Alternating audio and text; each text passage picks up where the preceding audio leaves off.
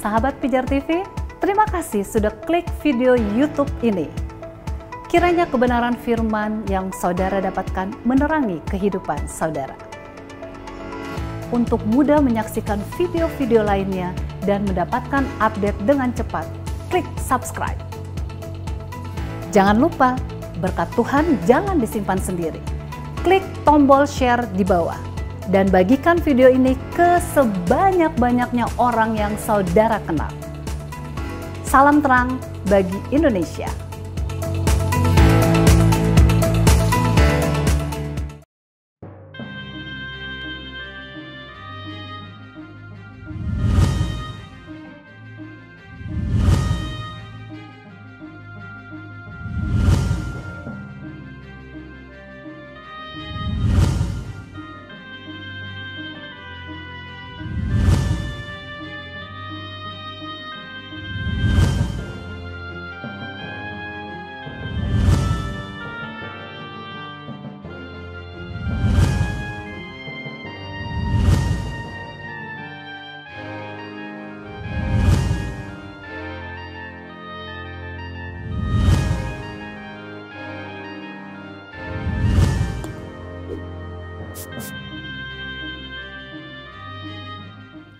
Selamat datang di program Buka Mata bersama Dr. Bambang Nursena.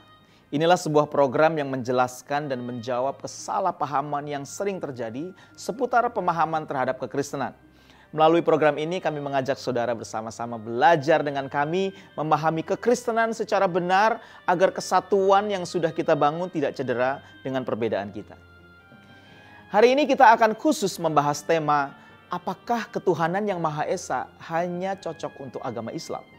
Apakah benar ketuhanan yang Maha Esa hanya merujuk kepada tauhid Islam? Bagaimana munculnya istilah sila ketuhanan yang Maha Esa dalam Pancasila? Apa saja dokumen-dokumen sejarah yang memuat salinan otentik persiapan kemerdekaan Indonesia yang memutuskan munculnya sila ini? Mari kita belajar lebih dalam di episode ini. Kami juga mengajak saudara sekalian untuk berdiskusi bersama kami tentang topik ini melalui WhatsApp dan telepon, melalui nomor yang tertera di layar kaca. Tim Respon Pijar TV senantiasa setia melayani saudara. Selamat menyaksikan.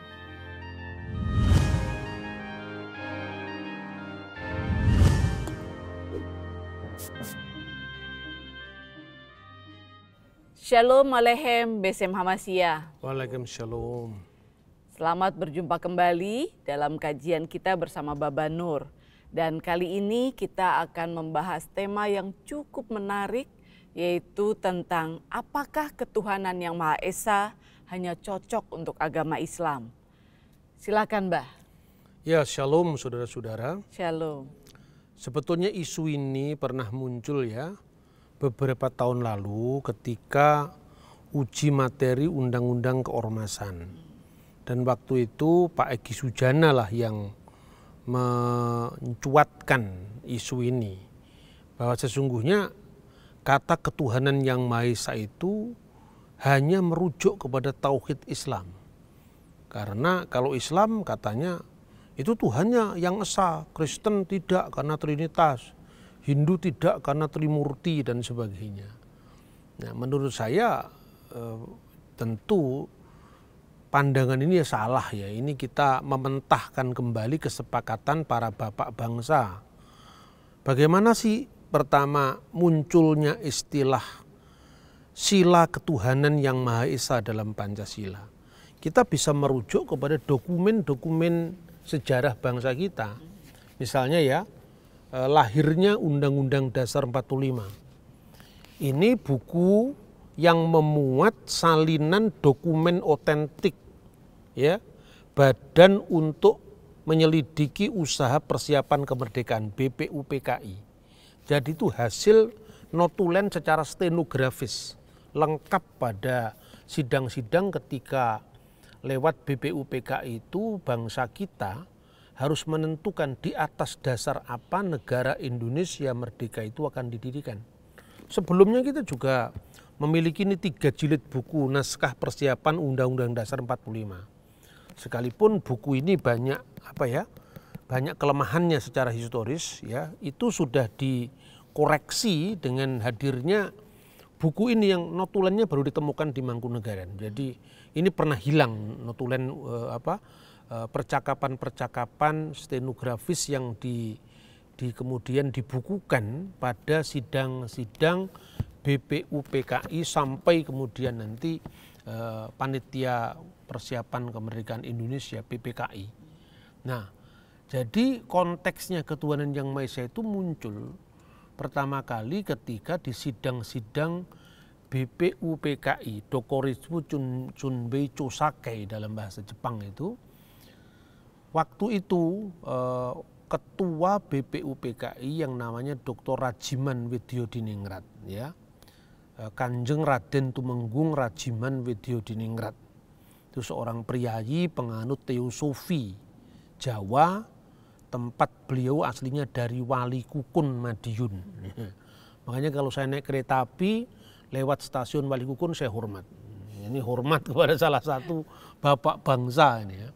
Beliau pernah mengatakan sebagai ketua sidang, Indonesia merdeka yang akan kita dirikan ini dasarnya apa, kan itu kan. Lalu banyak dari peserta-peserta sidang itu mengemukakan pendapatnya masing-masing. Nah, secara garis besar pendapat itu dibagi dua. Ada mereka yang menghendaki dasar Islam sebagai dasar negara, tetapi ada yang lain itu adalah negara yang tidak didasarkan atas satu agama tertentu, tetapi bisa mengayomi semua agama sesuai dengan keberagaman masyarakat Indonesia.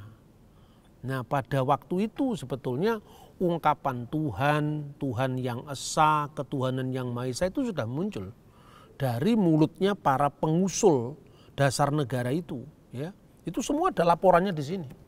Tetapi ketuhanan yang Maha Esa itu atau Tuhan yang Maha Esa itu dipahami menurut para pengusulnya. Misalnya Ki Bagus Hadikusumo yang mewakili Islam. Bagi dia Tuhan yang Maha Esa ya Tuhan sesuai dengan petunjuk Al-Quran dan Al-Hadis. Tapi tentu bagi Wongso Negoro yang adalah penganut aliran kepercayaan terhadap Tuhan yang Maha Esa atau kelompok kebatinan itu tentu memahami Tuhan yang Maha Esa dalam konteks ya kebatinan Jawa. Bagi seorang seperti Maramis yang adalah mewakili Kristen Protestan tentu memahami itu dalam pengertian Kristiani.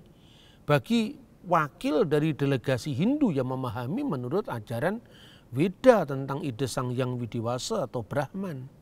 Itu tercakup dalam kata ketuhanan yang Maha Esa.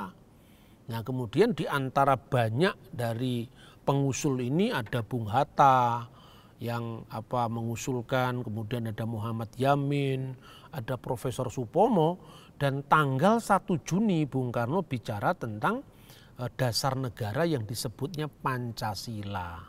Nah, di dalam Pancasila itu Bung Karno mengatakan ditempatkan pada sila terakhir yaitu sila kelima. Hatiku akan berpesta pora apabila negara Indonesia yang kita dirikan ini asasnya ketuhanan yang Maha Esa. Jadi asas itu sendiri Bung Karno yang mengemukakan. Nah, sekarang pertanyaannya, ketika ketuhanan yang Maha Esa itu dipahami secara Islam, itu logikanya dari mana? Pertama, kadang-kadang orang mengidentikan Islam itu dengan Arab kan. Cari satu kata aja yang Arab di situ mana? Ketuhanan itu bahasa Melayu. Awalan dan akhiran kean dan Tuhan. Tuhan itu bahasa Melayu. Dan dalam perkembangan itu sebetulnya belum dimaknai sebagai God seperti sekarang. Makanya di dalam misalnya serat Rama itu Tuhan Janaka itu artinya Tuan Arjuna. Belum bermakna Tuhan dalam pengertian Tuhan yang Maha Kuasa. Dalam perkembangan sejarah kemudian kata Tuhan dimaknai dengan makna God, ya. Jadi Tuhan yang menciptakan langit dan bumi. Nah, untuk ini saya kira kita harus meningkatkan literasi kita sebagai bangsa supaya kita tidak mudah jatuh ke dalam tindakan-tindakan ta'assuf, fanatisme yang seolah-olah negara itu miliknya sendiri. Janganlah seperti itu. Karena negara itu dibangun di atas kesepakatan bersama dari suku-suku yang berbeda, agama-agama yang berbeda, keyakinan yang berbeda, menjadi satu yang namanya Indonesia ini. Nah, sekarang kita batasi perbincangan kita sekarang dari ketuhanan yang Maha Esa ya. Istilah ketuhanan yang Maha Esa itu tidak serta-merta muncul. Ketuhanan yang itu bahasa Melayu. Maha itu bukan bahasa Indonesia. Mahabharat itu India, itu bahasa Sanskerta. Esa itu bahasa apa coba? Bahasa Nusantara kuno. Bahasanya Kamu orang Dayak ya? Iya, Kalau menyebut 1, 2, 3 apa? asa 2 talu. Asa 2 telu. Lah esa itu bahasa Dayak kok itu. Bahasa Rote kalau tidak salah juga esa. Asa.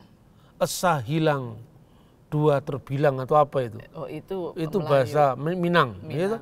Jadi itu bahasa Austronesia kuno. Jadi tidak ada kaitannya dengan Kristen, Islam, enggak. Kalau Islam ya mestinya Allahu Ahad kan, Ya. atau Ilahun Wahid kan seperti itu.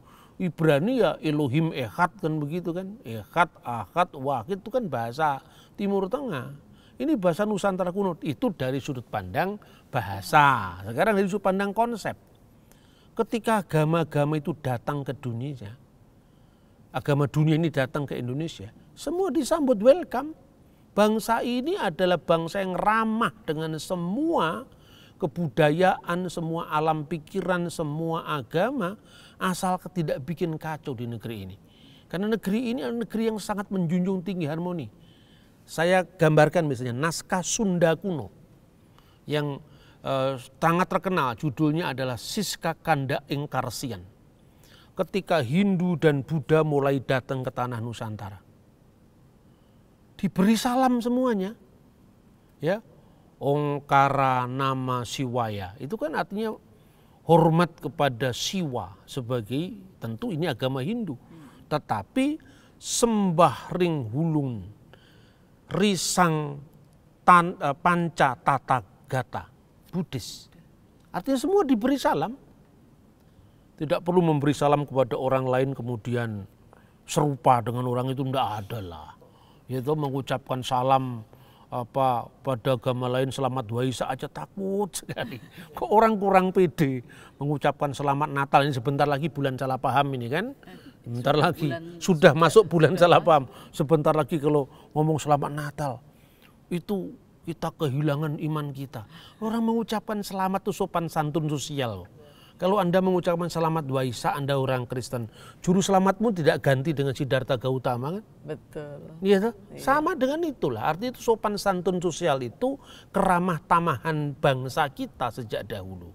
Maka Islam diterima, Hindu diterima, Buddha diterima, tapi direfleksikan kembali dalam konteks budaya nasional yang sangat luhur budi, cerdas akal, ya. Rindu sari, cinta makna, itulah budaya kita. Makanya dipenting itu hakikat bukan simbolnya. Nah sekarang kita lihat sejarah. Mulai kapan kata Allah dipakai dalam konteks Indonesia? Lah ini dulu. Tapi kalau ngomong tentang Islam atau Kristen di Timur Tengah itu kan Allah atau Allah ya. Tapi itu dipakai setelah munculnya pengaruh Arab Islam ke Indonesia. Ya sekalipun kata Allah itu dipakai di lingkungan orang-orang Kristen juga sebelum zaman Islam. Seperti misalnya Prasasti Jabat tahun 512 itu kan sudah memakai bahasa Arab ya kan. Prasasti Umul Jimal II itu mengungkap Allahu ghafara li ulai. Allah mengasihi keluarga Ulai, itu prasasti Kristen ya. Tidak usah dipersoalkan yang begini. Kemudian ketika masuk ke Indonesia, prasasti pertama tentang Islam yang dikenal itu Prasasti Trengganu ya, di wilayah Melayu ya. Itu tahun 1386. Di mana kata Allah dalam bahasa Arab diterjemahkan Dewata Mulia Raya. Loh, jangan kaget. Ya kan? Jadi orang tidak keberatan menyebutkan Allah itu adalah dewata, karena dewata itu istadewa, sembahan tertinggi sebetulnya. Jadi maknanya sama dengan al-ilah, Allah, Elohim sama. Nah dalam prasasti itu disebutkan campuran antara bahasa Arab dengan bahasa Melayu. Rasulullah dengan yang orang, terus tidak ada bacaannya di situ, kosong, bagi mereka, kemudian alinea ketiga, ada pada Dewata Mulia Raya beri hamba meneguhkan agama Islam. Itu doanya masih begitu loh. Kemudian alinea keempat, bukan alinea, baris keempat, dengan benar bicara dharma, ini bahasa Sanskrit, meraksa bagi sekalian hamba Dewata Mulia Raya. Jadi tidak ada keberatan, kata Allah diterjemahkan Dewata Mulia Raya. Nanti diteruskan oleh Alkitab bahasa Batak. Di mana kata dewata itu asalnya dari kata dewata, seperti kata vihara menjadi biara gitu loh. Itu soal perkembangan bahasa, fonetik koresponden. Orang sekarang membatasi bahasa dengan agama tertentu. Kalah dengan nenek moyang kita 600 tahun yang lalu kan.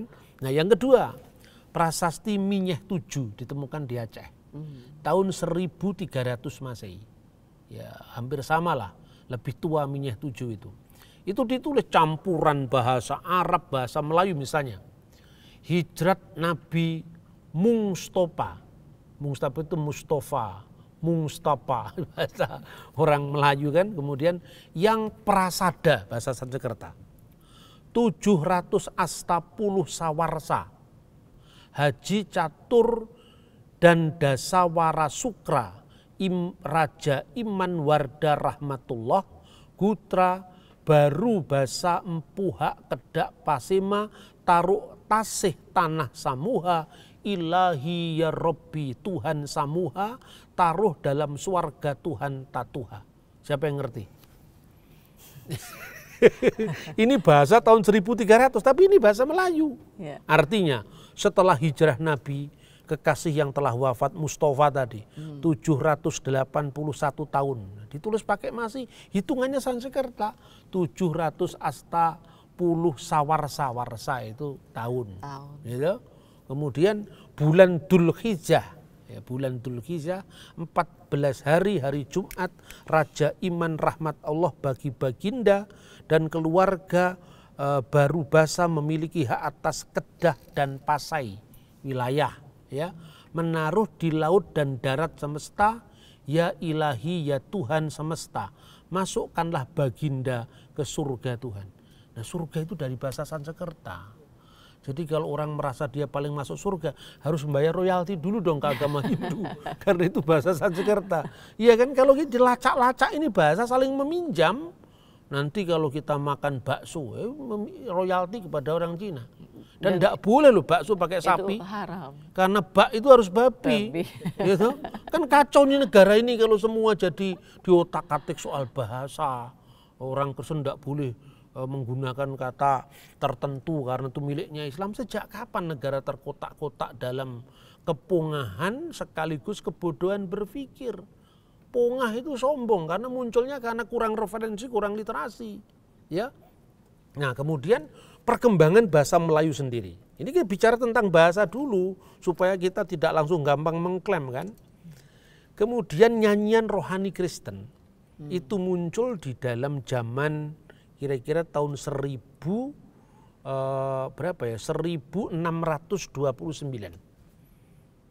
Masih zaman penjajahan Belanda.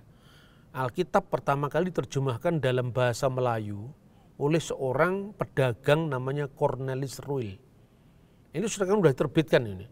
Naskah kunonya itu dalam bentuk faksimil lalu diterbitkan. Ini selesai diterjemahkan tahun 1612. Jadi setahun setelah King James Version. Tapi baru terbit 1629. Coba nyanyiannya kira-kira saya nggak bisa nyanyikan seperti apa. Karena nadanya nggak tahu saya. Tapi kira-kira begini. Dalam rapingu jadi tuanku Allah maha hormat wahidu. Apa artinya sekarang? Nggak ada yang ngerti kan? Wahidu satu. Wahidu satu.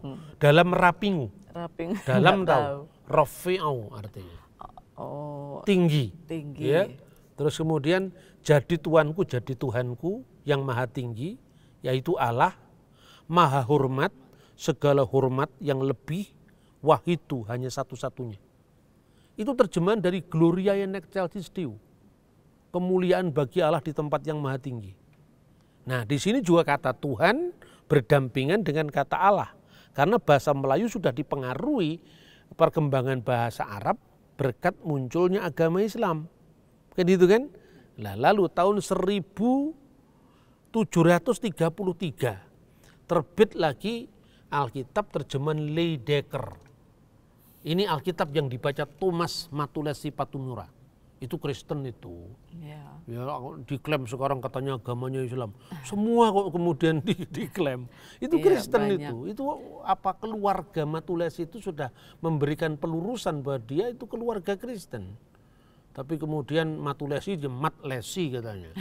Seperti Gajah Mada, Gaj Ahmada. Itu kan sekarang kacau sekali, makanya perbanyak literasi anak-anak muda.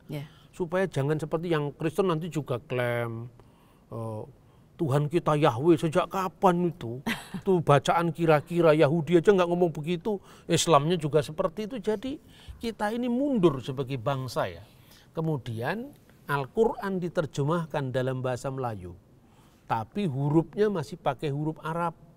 Itulah yang dikenal Tarjuman Al-Mustafid. Ya.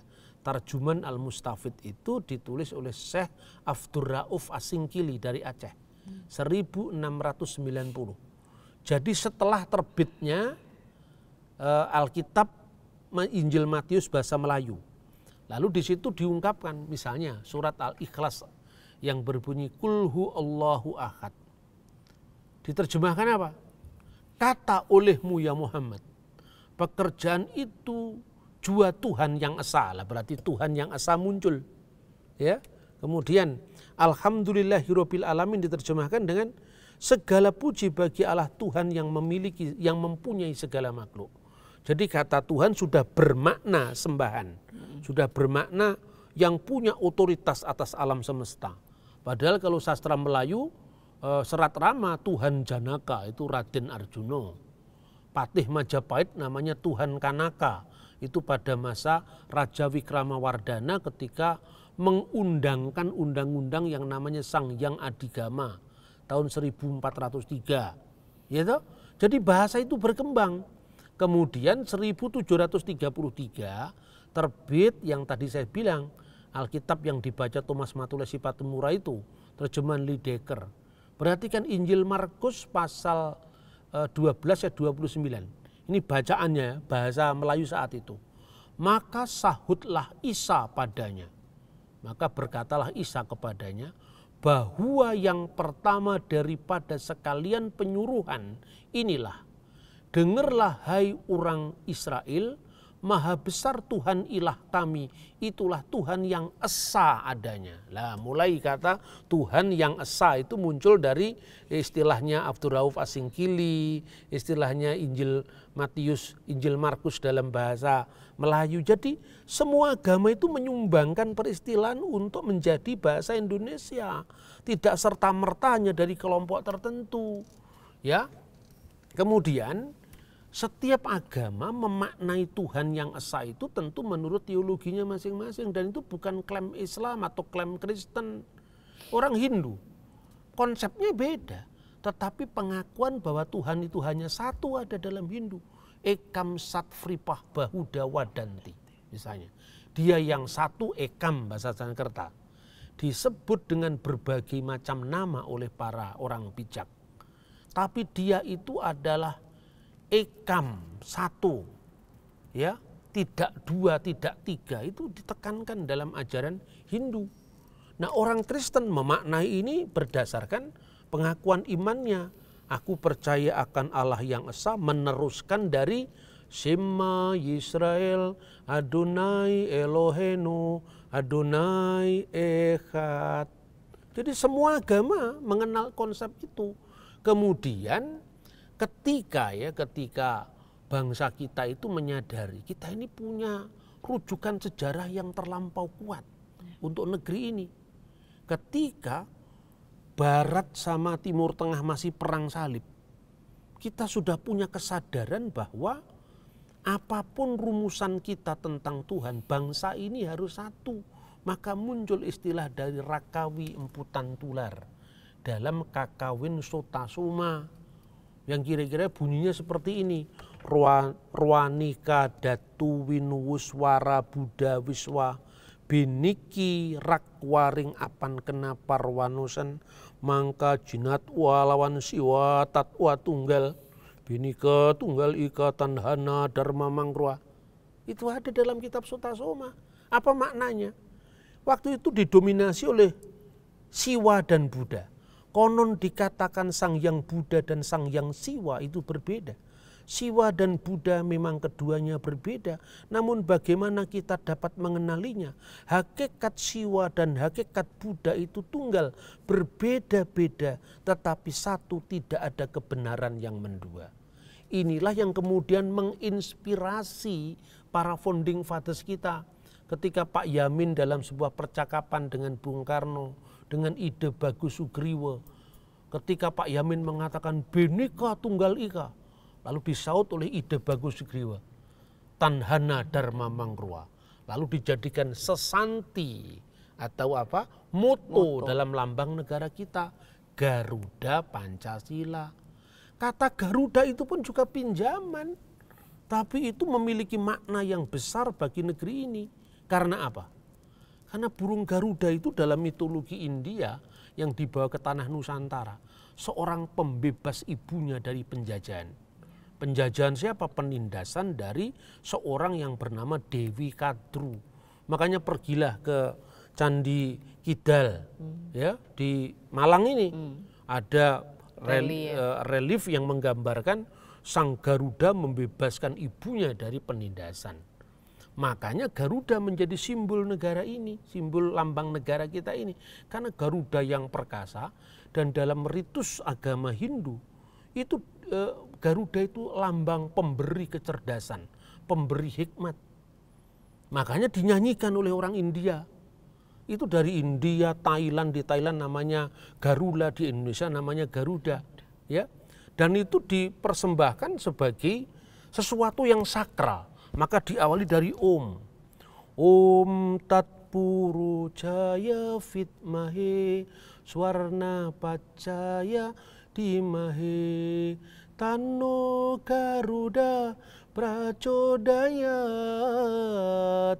Tanno Garuda Prachodayat. Tanno Garuda Prachodayat. Luar biasa kan? Apa artinya itu? Om, sembah yang ada dan hidup yang tertinggi, yang kurenungkan. Burung sayap emas, ya. Swarna Pacaya. Pacaya menjadi bahasa Jawa peksi. Swarna, Swarna Dwipa tadi, burung emas, ya. Makanya pulau-pulau Sumatera dan Jawa dulu disebut satu, namanya Kuta Salmali Dwipa, pulau yang menghasilkan kapas.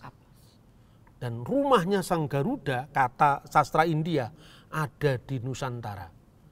Nah, jadi Garudanya terbang dulu ke India sama orang India, inilah pemberi kebijaksanaan, gitu. Lalu balik lagi jadi lambang negara Indonesia. Kita ini saling meminjam, jadi kemudian jangan sombong lah. Gitu. Kristen datang terakhir mau ngeklaim, kami yang paling akhir, jangan begitulah. Kita melihat bahasa ini saling meminjam. Kebijakan itu sifatnya universal. Namanya kebaikan itu tetap baik pada agama apapun. Sekalipun kita memilih bahwa bagi orang Kristen, Kristus itu adalah jalan dan kebenaran dan hidup. Tetapi bagi orang lain yang memilih jalan yang berbeda, Tuhan saja tidak memaksa kok. Biarkanlah lalang itu tumbuh bersama gandum sampai waktu menuai. Nah, ini menjadi etos kita di dalam berbangsa dan bernegara. Kemudian para anggota BPUPKI tadi mengusulkan masing-masing, dan kata Tuhan, Tuhan yang Maha Esa, ketuhanan yang Maha Esa, antara lain diucapkan oleh Pak Yamin misalnya, atau wakil-wakil yang lain. Kemudian menjadi sila yang diterima oleh anggota BPUPKI dengan suara yang gegap gempita terhadap pidato Bung Karno, yaitu sila ketuhanan yang Maha Esa. Apapun tafsiranmu, tafsiran kita.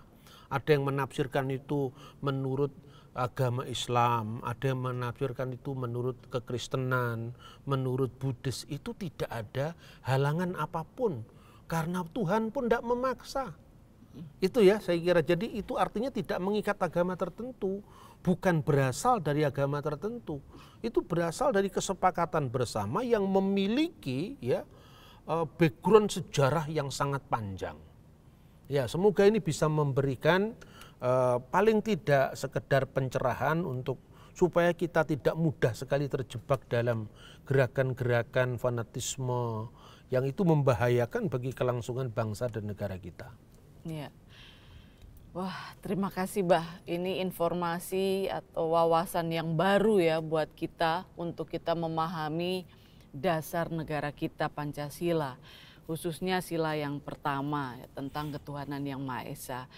Dari apa yang sudah disampaikan Baba, mungkin ada yang mau ditanyakan, silahkan. Mungkin saya mau bertanya, Ya, silakan. Ini adalah materi yang sangat menarik buat saya dan menambah wawasan saya, Bah.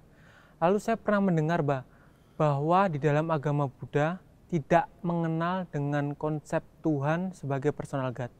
Lalu ini apakah menjadikan agama Buddha tidak cocok dengan Pancasila, khususnya sila pertama yaitu ketuhanan yang Maha Esa, Bah? Ya, itu artinya cara pandang kita terhadap sila ketuhanan yang Maha Esa salah. Jadi artinya apa? Ketuhanan yang Maha Esa itu pokoknya prinsip tentang the supreme being. Kan ada banyak istilah dalam ilmu ketuhanan ya. Misalnya istilah tauhid atau monoteisme itu juga tidak ada dalam ajaran Islam. Artinya ajaran Al-Quran maksud saya. Kadang-kadang orang itu kan dalam kejumawaannya mengatakan Kristen itu salah, Trinitas tidak ada dalam Alkitab. Saya ketawa aja, saya bilang, Mas, tauhid yo ora enek ning Al-Qur'an, Mas. Mana ada kata tauhid dalam Al-Qur'an? Lah wong judul kamu persoalkan, isinya kamu gagal paham. Nggak ada kata dalam Al-Qur'an hada ilmu tauhid, nggak ada. Tauhid itu muncul dalam perkembangan ilmu agama-agama. Lalu ada klasifikasi agama-agama itu, ya. Makanya dalam ilmu agama itu kan kata monoteisme itu baru diperkenalkan abad 17 kalau tidak salah itu. Henry Moore yang mengucapkan itu ya. Monoteisme itu artinya monos itu satu, theos itu Tuhan, Tuhan yang satu. Tapi ada pandangan yang disebut panteisme. Pan itu di mana-mana. Theos itu di mana-mana adalah theos, di mana-mana adalah Tuhan. Maka kemudian ada ajaran manunggaling kawula Gusti, jumbuing kawula Gusti, politisme, poli itu banyak, theos itu Tuhan-Tuhan yang banyak. Itu kan istilah ilmu-ilmu agama. Lah Buddhis itu bukan termasuk monoteisme, tapi percaya dengan Tuhan tapi bukan personal God. Bukan Tuhan dalam bentuk pribadi seperti agama Islam, agama Kristen, agama Hindu kan itu personal God. Itu justru karena Tuhan digambarkan personal God itu kemudian yang nggak cocok dituduh salah. Ya tuh. Karena Tuhan didefinisikan, ketika definisi itu enggak salah karena untuk mendekatkan diri kita kepada Tuhan yang kita pahami dalam kitab suci kita masing-masing. Tapi jangan memutlakkan itu seolah-olah kemudian di luar kita itu tidak berhak hidup di muka bumi ini karena mereka termasuk orang pagan, orang kafir, orang macam-macam itulah. Ya itu pandangan seperti ini harus ditinggalkan. Makanya perhatikan. Dalam pidato Bung Karno di tanggal 1 Juni yang akhirnya ini menjadi dokumen negara yang akhirnya dijadikan alinea keempat dari pembukaan Undang-Undang Dasar 45. Kalau kita lihat Bung Karno sendiri ketika mengusulkan itu dia mengatakan begini. Bukan hanya bangsa Indonesia bertuhan katanya. Tetapi hendaknya setiap orang Indonesia bertuhan Tuhannya sendiri. Yang Kristen bertuhan menurut petunjuk Isa Al-Masih. Yang Islam bertuhan menurut petunjuk Nabi Muhammad Sallallahu Alaihi Wasallam. Yang Buddha menjalankan ibadat menurut kitab-kitab yang ada padanya. Dia tidak mengatakan, Bung Karno tidak mengatakan yang Buddha menurut petunjuk Sang Siddhartha Gautama, tidak. Yang Buddha menjalankan ibadatnya menurut kitab-kitab yang ada padanya. Kenapa? Karena Bung Karno tahu bahwa Buddha konsep tentang Tuhan berbeda. Tapi mereka semua punya hak untuk negeri ini. Sebelum Islam datang ke Indonesia, sebelum Kristen datang ke Indonesia, Kita sudah punya kerajaan Sriwijaya, kerajaan Buddhis yang mengharumkan tanah Dwi Pantara sampai ke Nalanda, India. Sebelum kedatangan agama Kristen, agama Islam, kita sudah punya kerajaan Majapahit yang memiliki Bhinneka Tunggal Ika. Masa kita mau mundur lagi? Jadi itu tidak ngurusi definisi tentang Tuhan. Nah, saya kira itu. Jadi ketuhanan yang Maha Esa itu bukan definisi agama tertentu. Bahwa Islam mengartikan ini dengan tauhid, itu tidak salah karena memang Islam Tuhannya seperti itu. Tapi kalau Hindu memahami ini sebagai menurut Brahman Widya Hindu juga tidak salah. Dalam pemahaman Ekam Satripah Bahuda Wadanti, yaitu benar. Masing-masing orang pada biliknya masing-masing, tidak usah saling mengintip biliknya orang lain. Ya. Lebih baik ketemu di beranda, jagongan sambil minum kopi. Ya toh, hujan-hujan minum kopi itu lebih enak, lebih cair ketimbang itu loh. Kamar sebelah itu jelek sekali mereka itu. Itu Tuhannya ada patungnya katanya. Lah itu kan nggak enak yang seperti itulah. Jangan begitu, dosa loh kita menghina sesama makhluk, itu ciptaan Tuhan. Ya, itu loh kira-kira ya. Paham yang saya maksud? Paham. Ya, ada lagi yang mau bertanya? Saya. Bagaimana cara kita menjelaskan kepada mereka-mereka yang fanatik? Orang fanatik ya. Iya. Ketuhanan yang Maha Esa itu tidak hanya merujuk kepada satu agama. Bagaimana caranya? Ya begini ya. Artinya tidak hanya agama Islam lagi. Ya, karena lihat sejarah tadi.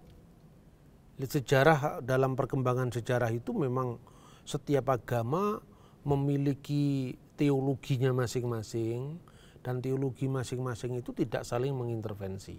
Jadi jangan sekedar mengatakan esa itu harus qul huwallahu ahad. Tidak. Yang Hindu mengatakan esa itu harus Ekam Sat Vripah Bahuda Wadanti.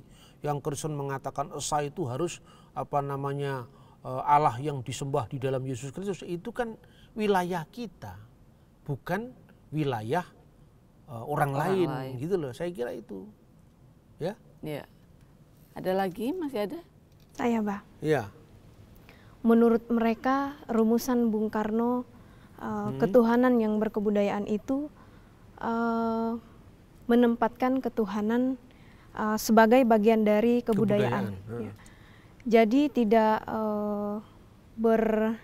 berdasarkan wahyu Allah, Mbak. Apa itu benar, Mbak? Iya. Ya, tidak benar lah artinya. Wahyu Allah itu kan bagi yang percaya. Iya. Kalau yang kan semua yang nggak percaya kan mungkin Wahyu Suhendro kan. Masa wahyu Allah itu ya orang Islam punya wahyu sendiri, kitab suci Al-Quran. Orang Kristen punya wahyu sendiri atau disebutnya ilham ya. Ilham Roh Kudus yaitu kitab suci Injil. Orang Buddha punya Weda. Orang Hindu punya Tipitaka. Orang Konghucu punya Susi kan itu kan. Orang kebatinan misalnya Sasongko Jati punya Pangestu punya Sasongko Janti, Sabdo Khusus. Itu kan masing-masing. Saya pernah ketemu sama guru kebatinan dari Kasunyatan Jawi. Saya tanya, namanya Pak Sri. Kita kenal kan? Dia mengatakan, Pak Sri, bagaimana pendapat panjenengan tentang Rasul, tentang Nabi? Ya, kalau kami orang Jawa, yang namanya utusan itu ya tidak usah dicari jauh-jauh di mana. Ibu kita ini utusan kita, yang mendatangkan kita ke dunia. Lah, yang seperti ini masa negara mau campur tangan? Ya, tuh? Ya tidak seperti itu. Orang Kristen memahami Rasul itu di dalam bahasa Ibrani Saliyah, menjadi bahasa Yunani Apostolos, menjadi bahasa Arab Rasul ya. Itu ya tentu definisi Kristen. Maka tidak bisa dilihat dari definisi wahyunya Islam.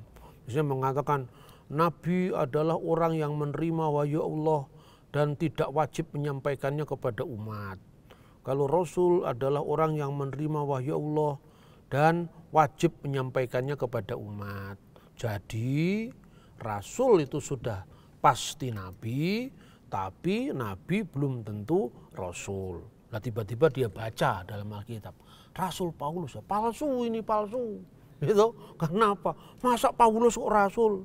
kan penutupnya ada Muhammad Shallallahu Alaihi Wasallam. Lah itu kan yo kamu, orang lain kan punya pendapat sendiri, gitu loh.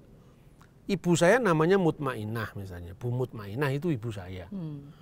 Bagi saya tidak boleh diganti yang lain, itu ibu saya kok. Masa kemudian orang lain punya ibu namanya Magdalena? Bukan, itu salah. Kurang keren itu Mutmainah. Yang bener Magdalena. Terus saya bilang, mas, kuwi kan ibumu, itu ibuku. Ya. Orang punya agama masing-masing mendefinisikan bahwa di situ ada tabrakan bahasa dan sebagainya, karena bahasa yang berbeda-beda itu dimuati dengan pesan teologis. Kalau misalnya kita ke Timur Tengah, sama-sama bahasa Arabnya.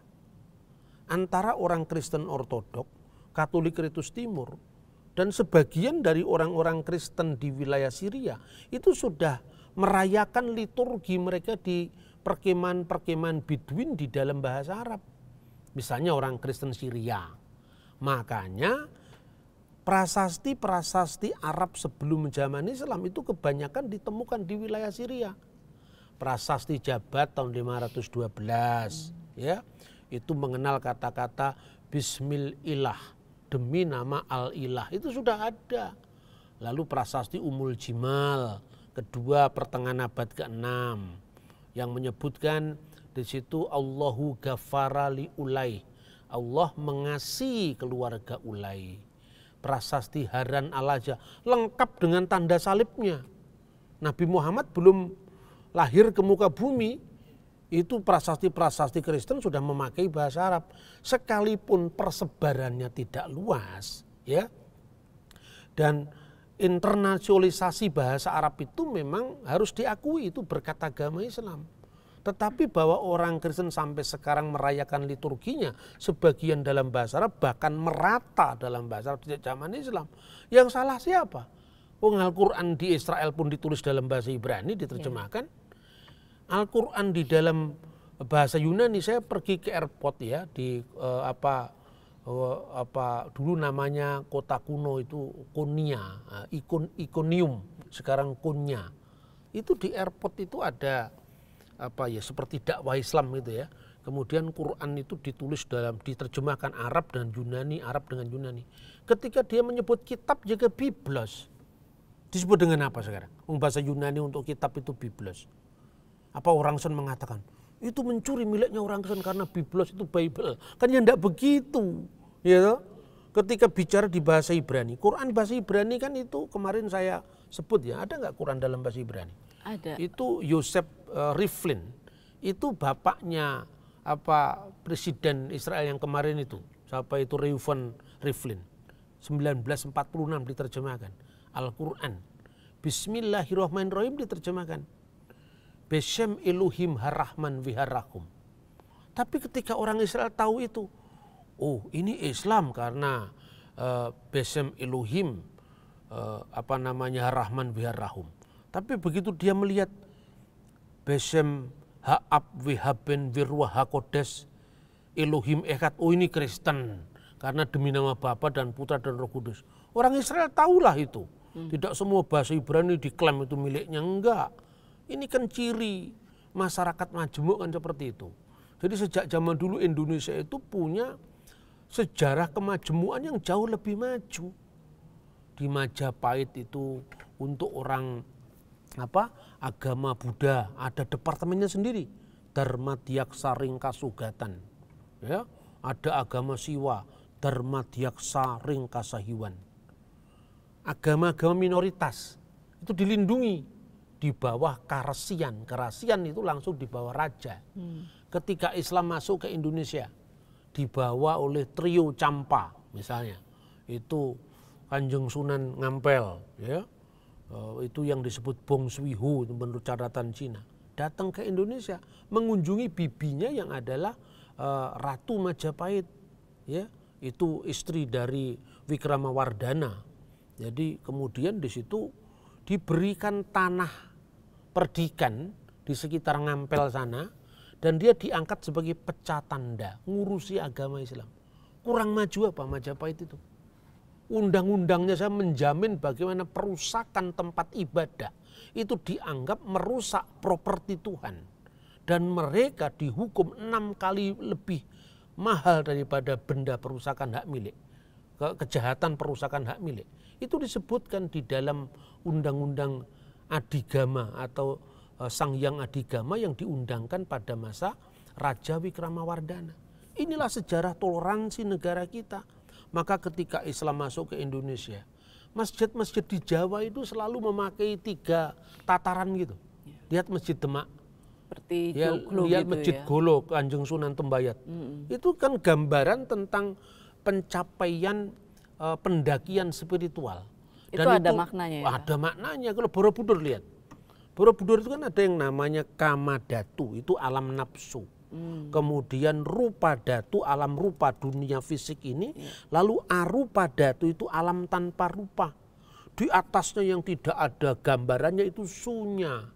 Kekosongan abadi, pengalaman tertinggi manusia. Maka oleh orang Jawa dipinjam menjadi kasunyatan. Ngilmu kasunyatan. Ya toh? Ini sejarah bangsa kita yang luar biasa.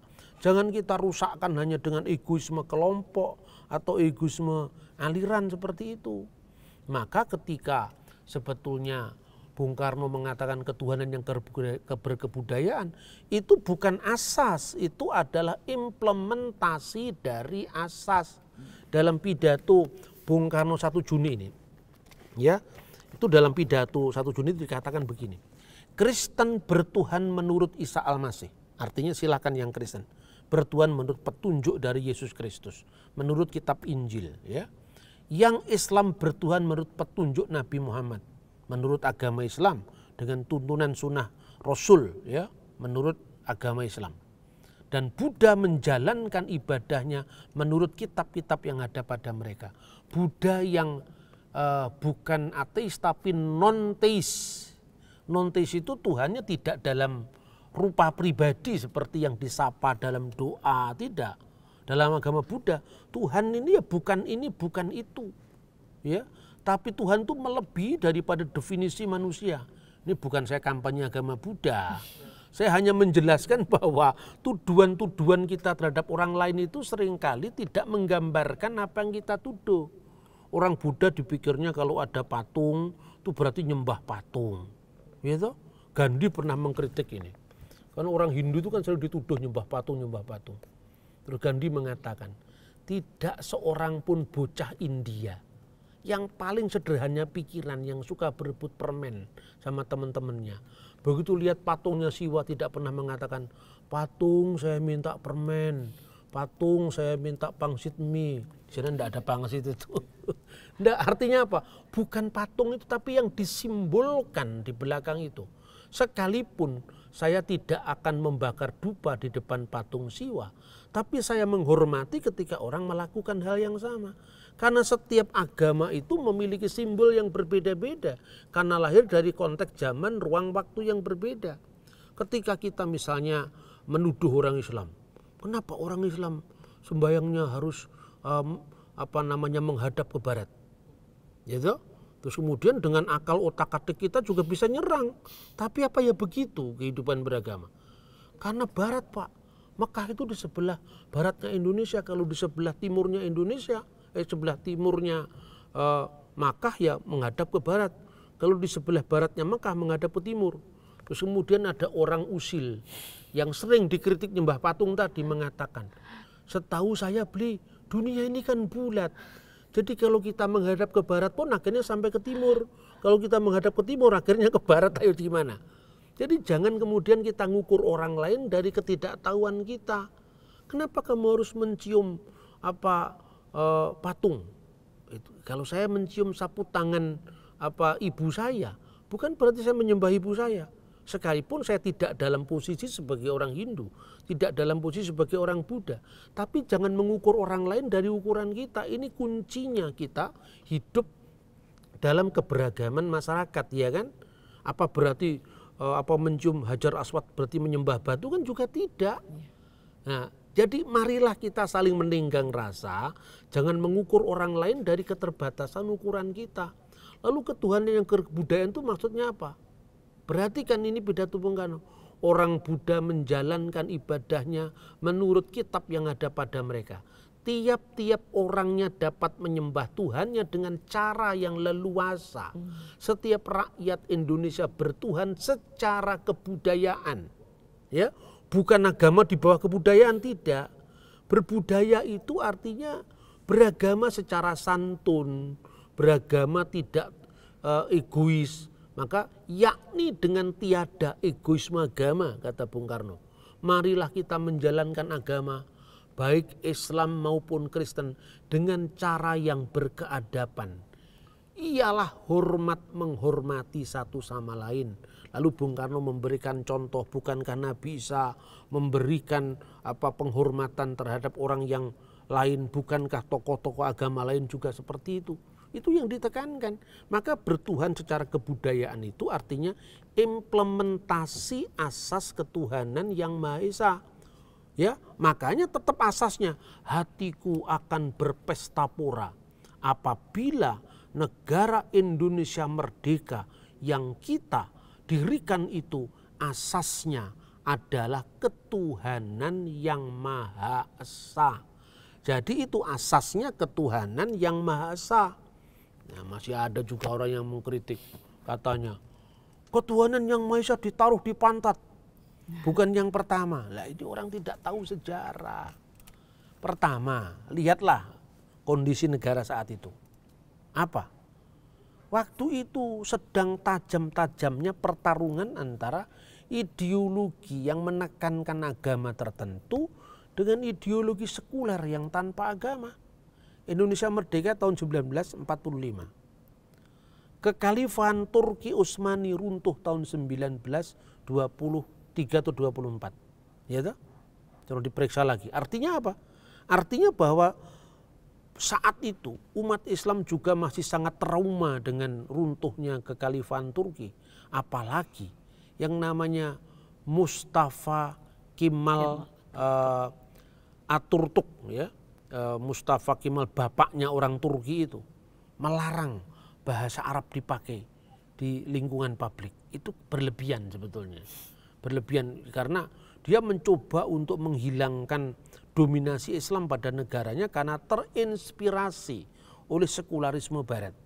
Indonesia sedang berada dalam dua pertarungan ide ini.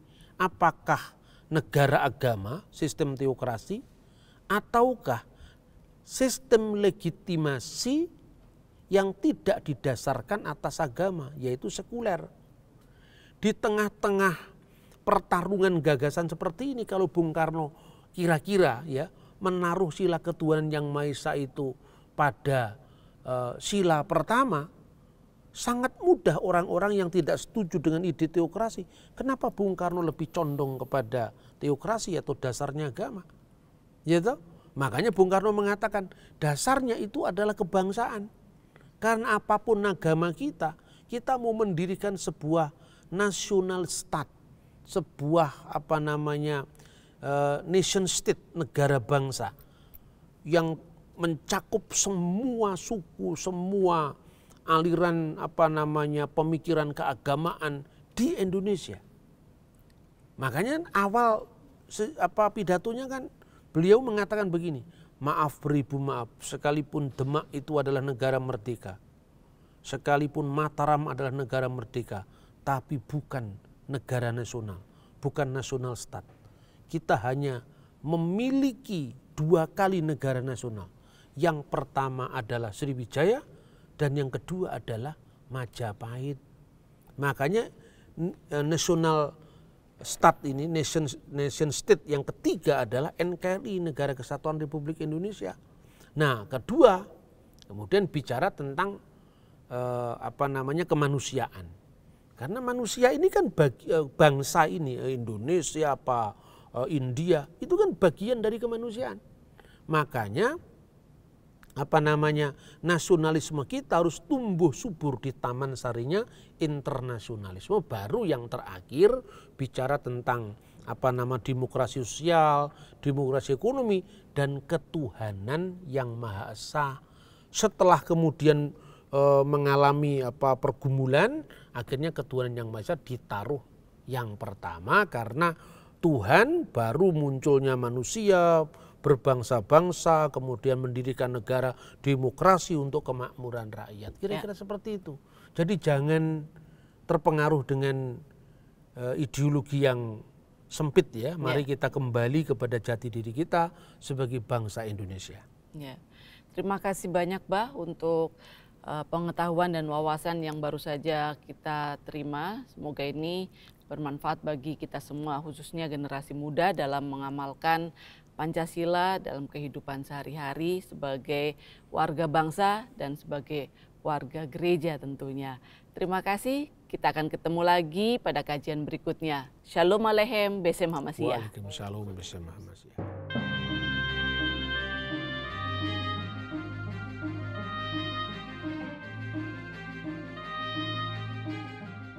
Terima kasih saudara sudah menyaksikan program Buka Mata bersama Dr. Bambang Nursena. Kiranya pembahasan di dalam program ini membantu kita memahami kekristenan dengan dasar sejarah yang benar. Produksi program ini didanai oleh donasi saudara kepada Pijar TV yang memampukan kami menyiarkan program ini ke seluruh pelosok Indonesia. Bagi saudara yang ingin ikut berpartisipasi dalam mendanai kelangsungan program ini, silakan mengirimkan ke nomor rekening yang tertera pada layar kaca. Dan bagi saudara sekalian yang ingin berdiskusi bersama kami tentang topik ini melalui WhatsApp dan telepon, silakan hubungi kami melalui nomor yang tertera di layar kaca. Tim Respon Pijar TV senantiasa setia melayani saudara. Sampai jumpa di episode berikutnya. Salam terang bagi Indonesia.